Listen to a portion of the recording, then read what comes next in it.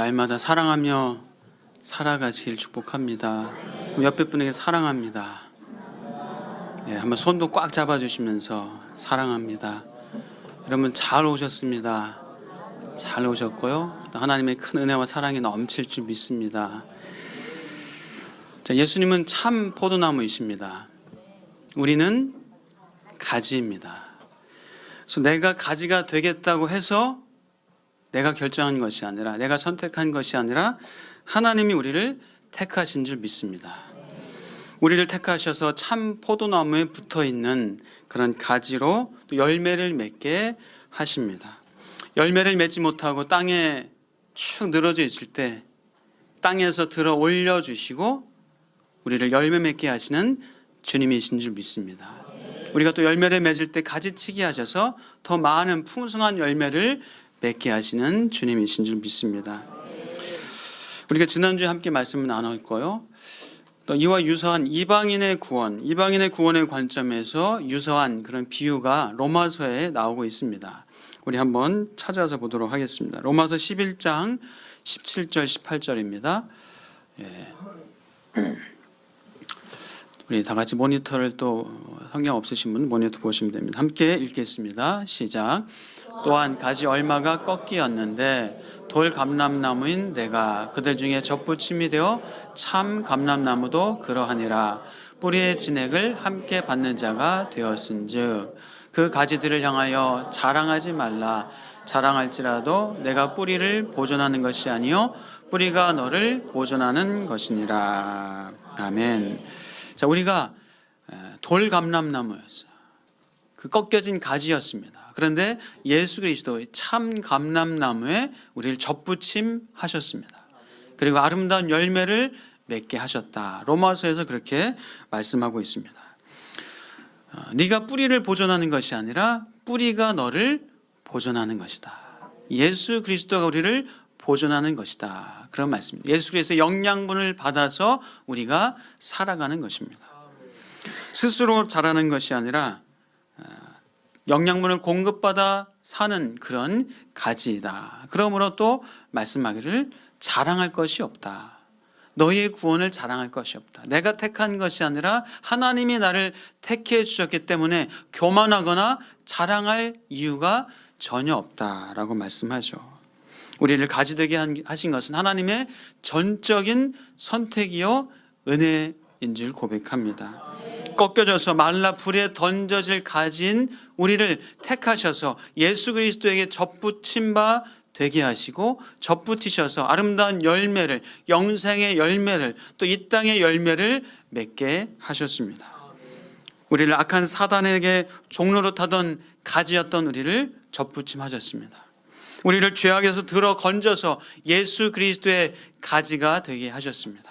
우리가 하나님을 택한 것이 아니라 하나님이 우리를 택하셨습니다. 자, 그러므로 우리는 교만하거나 자랑할 것이 없다. 내가 택한 거라면, 내가 선택한 것이라면 그 선택 자체를 자랑하고 나는 이렇게 좋은 것 택했어라고 드러내고 자랑할 만하겠지만 전적인 하나님의 은혜요, 하나님의 택하심이기 때문에 우리는 자랑할 것이 아무것도 없습니다.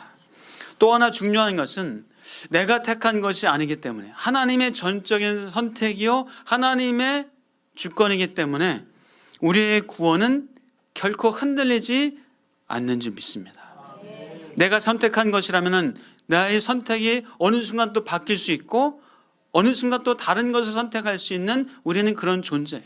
그러나 하나님의 선택이기 때문에 우리의 구원은 번복되거나 취소될 수 없음을 믿으시길 축복합니다.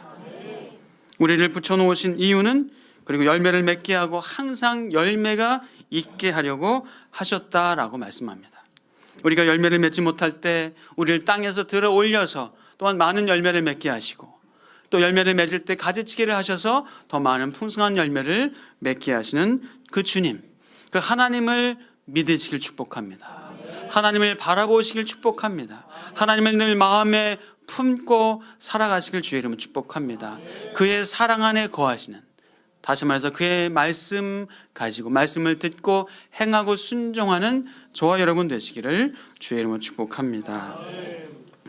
자, 이렇게 예수님께서는 너희가 택한 것이 아니라 내가 너희를 택하여 세웠고 너희로 열매를 맺게 하고 더 풍성한 열매를 맺게 할 것이고 너희가 구하는 것을 아버지께 다 받게 하기를 원한다라는 말씀을 하셨습니다. 자, 우리에게 이런 말씀을 하신 많은 이유가 있겠지만 아주 중요한 이유가 있어요. 우리를 가지 삼으신 아주 중요한 핵심적인 이유가 있습니다.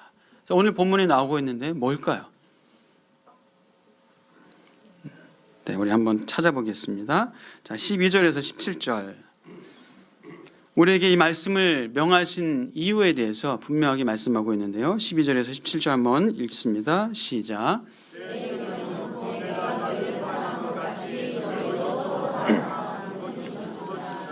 사람의 친구를 위하여 자기 목숨을 버리면 이보다 더 큰 사랑이 없나니 너희는 내가 명하는 대로 행하면 곧 나의 친구라. 이제부터는 너희를 종이라 하지 아니하리니 종은 주인이 하는 것을 알지 못함이라. 너희를 친구라 하였노니 내가 내 아버지께 들은 것을 다 너희에게 알게 하였음이라.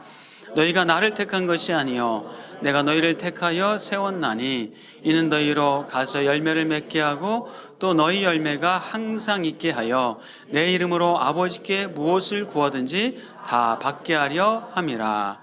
내가 이것을 너희에게 명함은 너희로 서로 사랑하게 하려 함이라. 내가 이것을 너희에게 명한 것은, 내가 너희에게 이런 말을 하는 것은 너희로 무엇을 하라고요?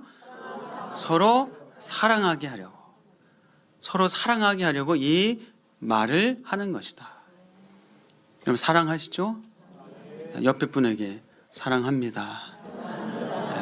제가 사랑해 드리겠습니다.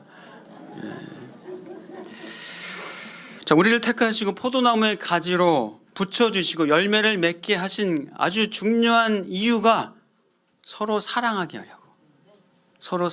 하려고 하신 것이다. 우리가 사랑하는 것을 예수님은 가장 기뻐하십니다. 우리가 싸우고 서로 막 그냥 등 돌리고 하는 거 하나님이 결코 기뻐하지 않으시죠. 우리가 서로 사랑할 때 또한 세상 사람들은 우리가 예수님의 제자인 줄 알리라 말씀하셨습니다. 자, 우리를 하나님의 자녀 되게 하신 이유는 우리를 사랑의 공동체, 가족으로, 우리를 또 제자의 공동체로 그렇게 삼으시고 만드시라는 주님의 의도입니다. 우리를 사랑과 예수 그리스도의 제자의 공동체로 불러주셨습니다. 그래서 비본질적인 것을 다 없애버리면 결국 남는 것은 사랑이죠. 사랑. 자, 성경의 많은 말씀, 성경 66권. 자, 이 성경 66권에 또 줄이고 축약하고 줄여서 한 단어로 표현하자면 뭘까요? 사랑. 하나님의 사랑. 우리를 향한 사랑. 또 그 사랑 가지고 우리가 사랑하며 사는 것. 그래서 이 성경은 하나님께서 우리를 향한 사랑의 메시지예요. 사랑의 편지입니다. 사랑의 편지예요. 우리는 누구도 예외 없이 사실 죽어 마땅한 존재였습니다. 그런 우리를 예수님께서 당신의 몸에 붙여주셨습니다. 우리는 몸 대신 예수님의 각각의 지체예요. 왜 붙여주셨다고요? 사랑하라고.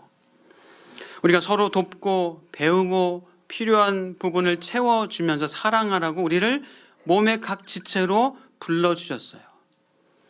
자, 몸의 지체가 뭐가 있습니까?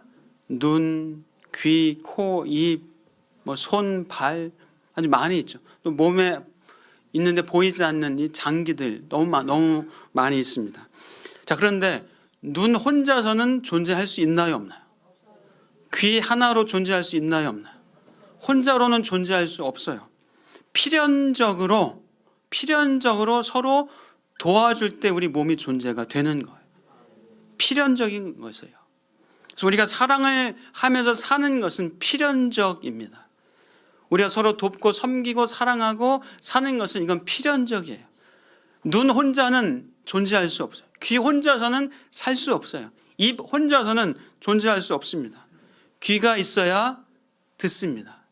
들어야 그 발을 가지고 걸어가고 찾아가요. 귀만 있으면 듣기만 하면 뭐합니까? 발이 있어야 갈 수 있어요. 또 발만 있으면 뭐합니까? 눈이 있어야 제대로 방향을 가지고 찾아갈 수 있고 중심을 잡을 수 있고 손을 흔들고 손으로 잡고 혹은 이렇게 치우고 하면서 그렇게 방향을 잡고 갑니다. 자, 고린도전서 12장에서도 말씀하죠. 만일 발이 나는 손이 아니니까 나는 몸에 붙어 있지 않다. 발이 몸에 붙어 있지 않는다라고 말해도 발은 여전히 몸에 붙어 있는 거예요. 나는 귀가 아니니까 나는 눈이니까 나는 몸에 붙어 있지 않았다라고 말할지는 몰라도 그러나 몸에 붙지 않은 것이 아닌 거죠. 만일 온몸이 눈이면 어떻게 해요? 눈만 있으면 어떻게 돼요? 안 되죠. 귀가 있어야 되죠. 입이 있어야 되죠. 온몸에 그냥 눈만 귀만 있으면 어떻게 됩니까? 안 됩니다. 우리는 필연적으로 서로 도와주고 서로 챙겨주고 서로 사랑하면서 살라고 우리를 예수 그리스도의 몸의 각 지체로 불러주신 줄 믿습니다. 자, 그러므로 모든 지체가 각각의 존재 의미와 필요가 있는 거예요. 손이 발한테 넌 필요 없어 라고 말할 수 없습니다. 머리가 귀한테 너는 필요 없는 존재야 라고 말할 수 없는 거예요. 다 의미가 있고 존재의 필요성이 있는 겁니다. 스스로를 그래서 초라하게 여기거나 위축되거나 할 필요가 없습니다. 또 교만하거나 자랑할 이유가 없습니다. 우리는 예수님 안에서 한 가족이기 때문에 누구를 소외시키고 누구를 따돌림시키고 그렇게 해서는 결코 또 안 되는 거죠. 우리는 한 몸입니다. 우리는 한 가족입니다. 우리는 예수 그리스도의 한 몸이고 우리는 하나인 줄 믿습니다. 한번 옆에 분에게 우리는 가족입니다. 우리는 한 몸입니다. 우리는 하나예요. 하나. 우리는 하나입니다. 옆에 분도 손을 꽉 붙잡아 주시면서 우리는 하나입니다. 우리는 하나입니다. 저 여러분 하나입니다. 손가락 어디 아프면 손가락 아프니까 나는 괜찮아. 그렇게 살 수 있어요? 손가락 좀 어디 가시 찔려도 어때요? 그것 때문에 온몸이 아픈 거예요. 누가 아프면 사실 내가 아픈 거예요. 집사님이 아파하면 저 너무 아파요. 권사님이 아파하시면 너무 아파요. 그런데 집사님이 너무 기뻐하시면 기뻐요. 너무 즐겁고 행복해 하시면 제가 기쁘고 행복한 거예요.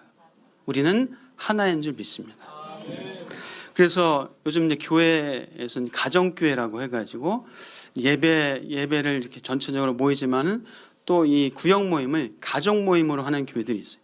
가족별로 몇 가정 모여가지고 어른부터 아이까지 다 모여서 그렇게 거기서 예배, 가정 예배, 구역 예배하고 그리고 이제 믿지 않는 분들 그 가정으로 초대해서 거기서 자연스럽게 따뜻함을 느끼게 하고 그렇게 예수를 믿게 하는 그런 가정교회도 많이 있습니다.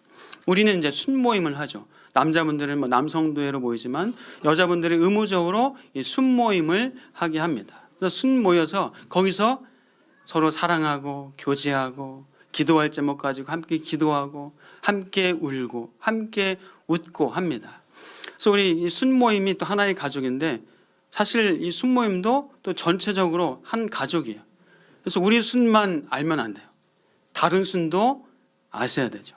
다른 순과도 함께 사랑을 나눠야 되죠. 그래서 우리도 이제 지금 순모임을 한 2년, 3년마다 한 번씩 좀 이렇게 좀 섞어가면서 순장님들도 그런 부분에서 많이 공감을 하시더라고요. 그래서 좀 한 2, 3년에 한 번씩 섞고 또 다른 분들 교제하고 또 서로 이렇게 사랑을 나누고 하는 그런 필요성을 좀 느끼고 있습니다.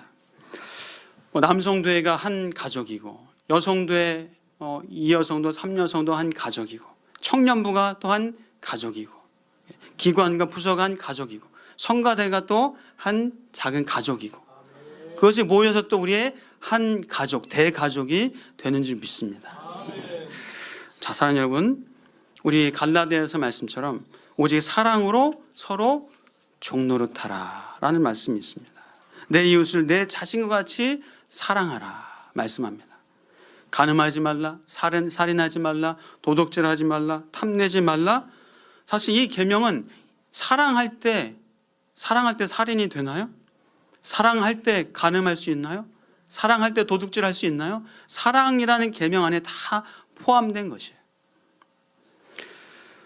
또 예수님께서 말씀하시죠. 내 마음을 다하고 목숨을 다하고 뜻을 다하여 주 너희 하나님을 사랑하라. 이것이 첫째 계명이고, 두 번째는 내 이웃을 내 자신같이 사랑하라. 이것이 온 율법과 선지자의 강령이니라 하면서 하나님 사랑 또 이웃 사랑에 대해서 예수님께서는 강조하시고 말씀하셨습니다. 또 시편 133편 보면 보라 형제가 연합하여 동거함이 어찌 그리 선하고 아름다운 것. 그 형제가 연합하여 동거하는 그곳에 내가 복을 명하였나니 영생이로다 라는 말씀이 있어요. 다시 말해서 형제가 연합하고 동거하고 서로 돕고 섬기고 사랑하는 그곳에 하나님이 뭘 주신다고요? 영생을, 복을 주시겠다라고 말씀합니다. 사랑하는 여러분, 우리 광염교회 안에 복이 넘치길 축복합니다. 또 부서와 기관 안에 복이 넘치길 축복합니다. 여러분의 가정 안에 복이 넘치시기를 주의 이름으로 축복합니다. 우리가 서로 연합하고 동거하고 함께 사랑할 때 하나님이 복을 주시겠다. 우리 어느 집사님이 그러시다고요. 하나님은 복 주시려고 안달복달 나신 분이라고. 하나님이 복 주시는 것을 마음껏 받아 누리시길 주의 이름으로 축복합니다. 자, 우리가 예수님과 한 가족이 됐다라고 말씀하고 있는데요. 우리가 서로 사랑하면서 지내는 우리 한 가족이다라고 말씀하는데, 자, 그런데 세상에서는 안 믿는 사람들은, 하나님을 모르는 사람들은 우리를 어떻게 대할까요? 자, 우리를 어떻게 대한다고 성경은 말씀할까요? 예수님이 뭐라고 말씀하셨을까요? 네, 우리 한번 18절에서 20절 같이 읽어보겠습니다. 자, 18절에서 20절입니다. 시작. 세상이 너희를 미워하면 너희보다 먼저 나를 미워한 줄을 알라. 너희가 세상에 속하였으면 세상이 자기의 것을 사랑할 것이나 너희는 세상에 속한 자가 아니요 도리어 내가 너희를 세상에서 택하였기 때문에 세상이 너희를 미워하느니라. 내가 너희에게 주인보다 더 크지 못하다 한 말을 기억하라. 사람들이 나를 박해하였은즉 너희도 박해할 것이요 내 말을 지켰은즉 너희 말도 지킬 것이라. 아멘. 자, 세상이 믿는 사람들 우리를 어떻게 한다고요? 미워한대요. 또 심지어는 박해를 한대요. 세상에 속하였다면은, 우리가 세상에 속하였다면 세상이 우리를 사랑할 거예요. 그러나 우리는 세상에 속한 것이 아니라 예수님께 속했기 때문에 세상은 우리를 미워하고 심지어는 박해를 한다라고 예수님께서 말씀하십니다. 자, 우리가 예수님의 택함을 받았고 예수님께 속했기 때문에, 예수님이 핍박을 받고 미움을 받았기 때문에 사실 우리도 미움을 받고 핍박을 받아요. 여러분이 이 세상에서 살면서 지금 혹시 예수님 때문에 미움을 받고 있다면 여러분은 지금 신앙생활을 잘 하시는 거예요. 여러분이 만약 믿음 때문에 지금 박해를 받고 있으시다면 여러분은 지금 신앙생활을 잘하고 계신 거예요. 예수를 전하는 것 때문에 혹은 세상의 기준과 다르게, 세상의 가치관과 다르게 사는 것 때문에 미움과 어려움을 받고 있다면 여러분은 잘하시는 겁니다. 근데 우리가 한 가지 조심해야 됩니다. 한 가지 조심할 게 뭐냐면요, 우리가 미움과 핍박이 아니라, 미움과 박해가 아니라 자칫 조롱과 비난을 받아서는 안 된다는 겁니다. 조롱과 비난을 받아서는 안 돼요.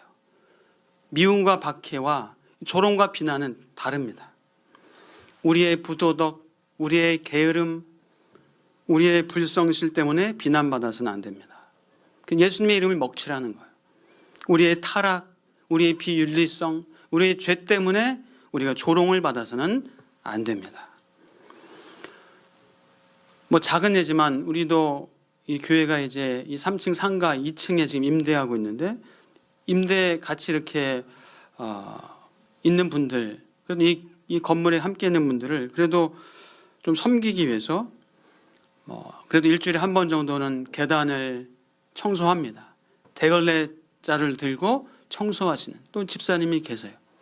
또 눈이 오면은 또 우리 교육자들이 나가서 입구에 또 뭐 주차장 쪽에 또 눈을 치우는 일을 다른 분들이 안 해도 우리 교육자들이 또 우리가 합니다. 뭐 떡이 있으면 떡을 좀 나눠드리기도 합니다. 정직하게 하려고 그렇게 합니다. 그런데 그렇지 않고 하나님의 이름을 만약에 우리가 이름을 더럽히고 또 전도의 문을 막는다면 그것은 결코 우리가 피해야 되는 거죠. 예수를 믿는 사람이 정직하고 성실하고 또한 사람을 존중하면서 살아야 마땅합니다.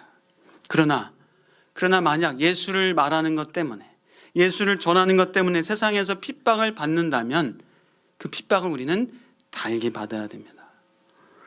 진리를 말하고 진리를 지키는 것 때문에 세상의 가치관과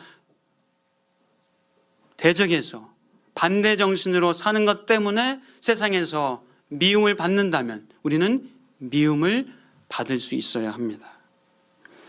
전도할 때 보면 일주일에 한두 번 나가서 전도하면 때로 욕도 먹어요. 아주 쌍욕을 먹기도 합니다. 특히 이제 경비하시는 분들, 경비아저씨들이 그때는 제일 무서워요. 제일 무서워요. 물론 이제 그분들도 나름대로 애로사항이 있고 번거롭고 귀찮지요. 그러나 또 전도하면서 또 그런 부딪힘이 있습니다. 그러나 합니다. 또 다른 예를 들어서 우리가 주일날 이렇게 예배 드리러 왔어요. 세상에서는 일요일날 네 마음대로 살아라, 즐겁게 즐기면서 해라 하면서 그렇게 세상의 가치관은 그렇게 말하고 요구하지만 우리는 예수님이 나의 주인이시기 때문에 예수님을 예배하는 것이 내 삶의 우선입니다 라고 그렇게 고백하고 이렇게 예배를 드립니다. 만약 주일날 예배 드리는 것 때문에 미움을 받는다면 우리는 미움을 달게 받아야 합니다. 이런 주일 예배 잘 오셨습니다. 잘 오신 거예요. 예수님이 지금 미움을 당하는 것이고 예수님이 핍박을 받는 거예요. 우리는 예수님 때문에 미움을 당합니다.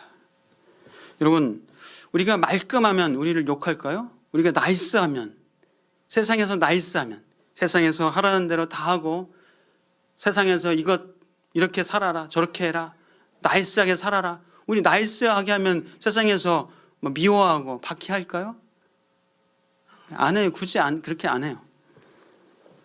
요즘 서로 욕하고 욕먹고 하는 그런 시대는 아니잖아요.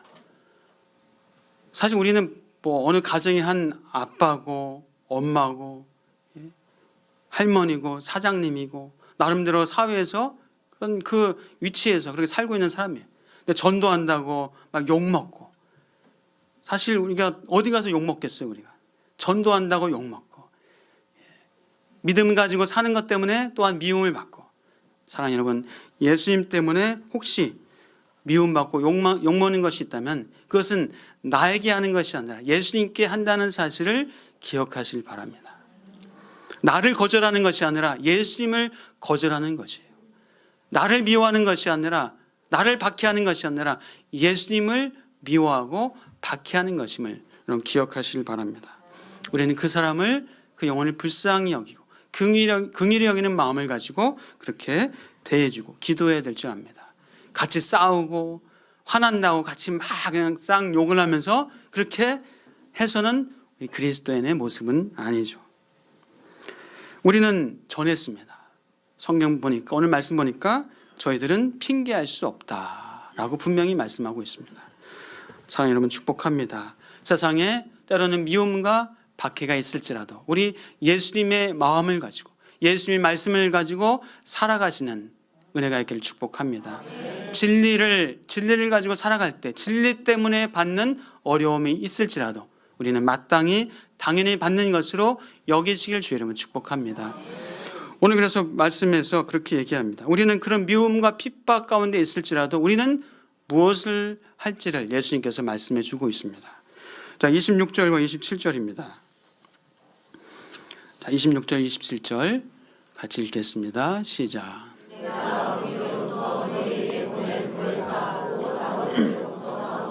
진리의 성령이 오실 때에 그가 나를 증언하실 것이요 너희도 처음부터 나와 함께 있었으므로 증언하느니라. 아멘. 자, 성령께서 예수님을 증언할 것이고 우리도 너희도 예수를 증언한다라고 말씀합니다. 우리는 증언하는 자입니다. 때로는 미움과 어려움과 박해가 있어도 증언하는 자예요. 우리가 주일날 주일 전도대 매주마다 나갑니다. 눈이 오나 비가 오나. 또 커피 전도대 나갑니다. 또 목요일 날은 또 목요 전도대로 그렇게 나갑니다. 그때 또 교화 전도대 또 만들어서 또 그렇게 교도소 또 사역을 하려고 합니다. 전 또 이 관계 전도대에도 관심이 있습니다. 관계 전도대. 그래서 뭐 주일이든 목요일 날이든 통행이 좀 있는 곳에 예쁜 파라솔 하나 딱 차려놓고 거기다 커피 한잔 하면서 뭐 1시간에 1명이도 괜찮아요. 지나가는 분. 사실 이 땅에 지금 사람들이 얼마나 힘들어하고 아파하고 또 그 말 들어주는 사람이 없잖아요. 근데 30분, 1시간 그 말 들어주면서 힘들고 어려운 것 공감해주면서 그 관계전도 요즘은 그게 참 필요한 것 같아요. 그래서 뭐 일주일에 1명이라든 2명이든 그렇게 만나서 얘기해주고 들어주고 또 인생 상담해주고 그러면서 그들에게 예수님을 전할 수 있는 좋은 어떤 기회가 되지 않을까 생각합니다. 혹시 관심 있는 분들 한 분이 지금 관심 있어 하니까 또 있으면 말씀해 주세요. 그러면 언제든지 만들 수 있습니다. 자, 우리가 미움과 핍박이 싫어서 전도를 안 할 수도 있어요. 전도 안 하는 것 거기서 더 물러서서 우리가 그리스도인이라는 것을 예수 믿는다는 것을 우리가 안 드러내면서 살려고 하는 그런 마음도 혹시 있지 않나 생각합니다. 왜요? 미움받는 것이 두려워서. 따돌림 받는 것이 싫어서. 그들과 섞이지 못하는 것 때문에 섞여지길 원해서. 핍박을 받을 수 있기 때문에 굳이 예수를 믿는다고 말을 안 하고 내가 그리스도인이라고 표현하지 않는 그런 경우들이 간혹 있을 수 있어요. 밥 먹을 때 기도 대충 뭐 죽는 것처럼 하면서 기도하고 교회 다닌다는 말 안 하고 티 안 내고 사랑하는 여러분 우리에게는 더 크고 위대하신 하나님이 우리 아버지이심을 이 세상을 다스리시고 이 세상 가운데 주인 되신 하나님 아버지가 우리의 아버지이심을 믿으시길 주의 이름으로 축복합니다. 세상의 가치관, 세상의 어떤 이런저런 진리라고 하는 것에 우리가 때로는 반대 정신을 가지고 예수의 마음을 가지고 살아갈 때 오는 미움과 박해가 있을 때 여러분 우리는 그것을 받아들일 수 있는 넉넉하게 받을 수 있는 은혜가 있기를 축복합니다. 또 어떤 분은 그래요. 그래서 믿음 좋은 사람은 믿음 좋고 똑똑하고 성실한 사람 신학교 가야 된다. 신학교 보내야 된다 합니다. 물론 믿음 좋고 똑똑하고 성실한 사람들 신학교 가야 되죠. 그러나 조금만 오면 돼요. 많이 올 필요 없어요. 너무 많아요. 믿음 좋고 능력 있고 성실한 많은 그리스도인들이 세상에 있어야 돼요. 세상에서 살아야 됩니다. 그 속에서 그리스도의 향기를 드러내면서 영향력을 끼치면서 살아야 합니다. 세상에서 살면서 증거하는 삶을 살고 그 말로 삶으로 증거하는 삶을 살아야 되는 줄 믿습니다. 사랑하는 여러분 믿음 좋고 능력 있고 성실하고 지혜로운 그 삶을 그리스도인의 삶을 여러분의 직장에서 일터에서 가정에서 살아가시기를 주의 이름으로 축복합니다. 중세 시대 때 그런 폐해가 있었잖아요. 중세 시대 뭐 암흑기다 그런 이유 여러 가지 이유가 있겠지만은 또 중요한 이유 중에 하나가 중세 시대 때 이 수도원이 흥왕했어요. 산 골짜기 깊은 곳에 들어가서 거기서 말씀을 연구하고 거기서 수도하면서 난 하나님과만 대면해서 살 거야 하면서 수도원 운동이 많이 일어났어요. 저 세속 사회는 너무 더러워. 저 세상은 너무 더러워. 세상에서 살기 싫어 하면서 수도원으로 몰려왔습니다. 자, 그러다 보니까 믿음 좋고 똑똑하고 성실한 사람들이 세상에 있어야 되는데, 거기서 영향력을 발휘해야 되는데 다 수도원으로 몰려오니 세상은 누가 책임집니까? 세상은 누가 변화시킵니까? 그러다 보니까 또 중세 암흑기가 한 원인 중에 하나입니다. 사랑하는 여러분, 축복합니다. 우리 그리스도인은 믿음과 또 성실함으로, 정직함으로 세상에서 세상의 정신이 아니라 세상의 가치관이 아니라 예수님의 말씀으로 살아가는 사람인 것을 믿으시길 축복합니다. 때로는 미움과 어려움이 있을 때 그것을 당연히 내가 예수 믿는 사람이구나, 내가 믿음이 있는 사람이구나 라고 받으시기를 주의 이름으로 축복합니다. 그리고 말로 전하시고 여러분의 삶으로, 사랑하는 모습으로, 섬기는 모습으로 예수 그리스도를 전하며 살아갈 수 있는 저와 여러분 되시기를 주의 이름으로 축복합니다. 기도하겠습니다. 주님 감사합니다. 내가 주님을 택하신 것이 아니라 예수님께서 나를 택하여 주시니 감사합니다. 하나님의 절대적인 은혜요 주권인 것을 감사합니다. 우리의 구원은 흔들리지 않으니 감사합니다. 주님, 이 땅에서 영생의 열매를 맺게 하시고 또한 많은 열매를 맺게 하여 주시옵소서. 아버지 하나님, 우리가 사랑하라고, 우리를 사랑하라고 그렇게 불러주셨사오니 돕고 섬기고 사랑하며 살게 하여 주시옵소서. 우리가 믿음 때문에, 신앙 때문에 받는 세상에서의 미움과 핍박이 혹시 있습니까? 주님, 그것을 달게 받게 하여 주시옵소서. 오히려 그들을 섬기고 그들을 사랑하며 그리스도의 사랑과 복음을 말로, 삶으로 전할 수 있는 우리가 되게 하여 주옵소서. 예수 그리스도의 이름으로 기도옵나이다.